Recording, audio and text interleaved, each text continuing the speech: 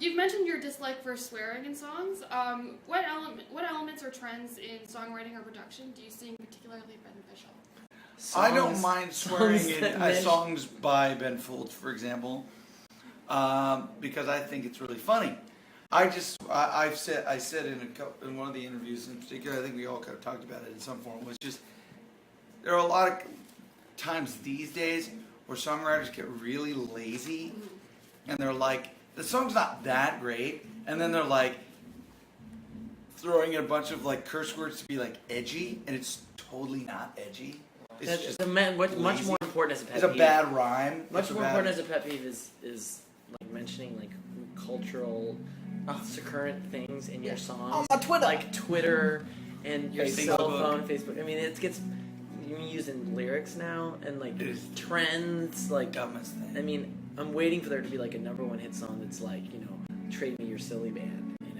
It's gonna happen. It's like there's gonna be somebody. It's like gonna be the equivalent of like, the Ting Tings kind of song, like "I got your silly band," ding ding ding ding ding ding, boom, or Kesha or something like that. You know what I mean? Like, that's that. I was like, that song's gonna be totally irrelevant in like 2 months. Yeah. I think the thing with swearing is, it's all about kind of the honesty of it, and I'm gonna use a random reference, but there's the game Grand Theft Auto, and there's the game Red Dead Redemption, both made by the same company, both have tons of language and swearing, but in Grand Theft Auto it's kind of offensive and grotesque, and in Red Dead Redemption it's this character element that you feel immersed in by people acting real rather than acting just foul retarded. For the sake of being and foul. I think that's the element where, like, if it becomes part of the storytelling or part of the character and feels honest to who you are, rather than kind of laziness, just saying it for the sake of shock value or because you can't think of anything better to do, then that's the balance. Because language is language, and sometimes a swear word can be the right word to get your reaction and the feeling you're trying to get out of someone. It just should be done tastefully, like everything, right? Yeah, but when it all comes down to it, heavy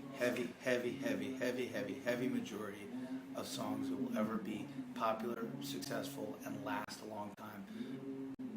There was like the 0.1% of songs will end up with curse words in them. Because they won't. And the version that will be made famous is the version without the curse word, because it won't be able to be played on the radio. Exactly. And things like that. I Want to Be a Billionaire so freaking bad, not the other version. Because nobody's going to listen to that. In other words, cool with it. Why write it that way? Why not find it that exactly. way? If you want to write a classic song... I wonder what question when that was at. I forget. Yeah, I forget. Well, I think Ike's made a couple of comments about that. Well, just because I've heard recently, like, random songs where, like, people will say shit or fuck or something like that, and randomly, like, it is really like... Where'd that come from? Huh? Like, it was like, they were like, dude, we're gonna be so cool now, watch this. They were just like, okay. That was awesome, guys. Okay, probably just one more question. Yeah. Okay, I was just talking about lazy songwriting. Okay. If you have one, what are some items on your bucket list? Actually, we were asked that not too long ago, and I have to say that's a really hard one because we've lived a pretty exceptional kind of life as far as having the ability to experience a lot of stuff. I mean, riding on a baby elephant in Thailand is pretty cool. Yeah. It's like stuff like that. But elephant polo, that's cooler. That's true. Elephant polo would be cool. We should work on that. I think flying in a fighter jet would be pretty awesome. Or maybe Andy could hook us up with that. Yeah, that would be fun. Or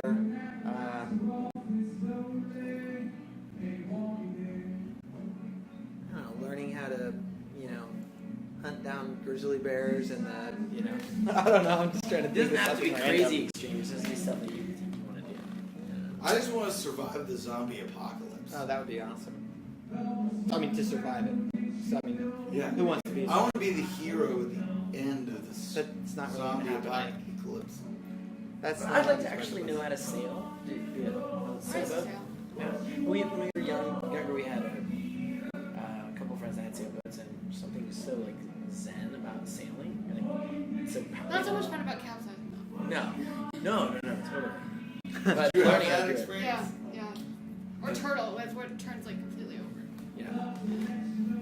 Yeah. But still, just to be able to kind of do it, one of those simple things. Definitely like to go to be in the Middle East and experience. Actually, on the bucket list is scuba dive the Great Barrier Reef. That is actually on my bucket list. That would be really cool. My biggest one is spend my 50th birthday in my 100th country that I visited. You want to have visited 100 countries Yeah. by the time you're 50? Yeah. How many have you visited? A lot. I have 40. You visited. Yeah. That's awesome. Good for you. There's not very few people have done that. I mean, Yeah, I know. 40 is a lot. That's awesome. Thanks so much for your questions. Okay.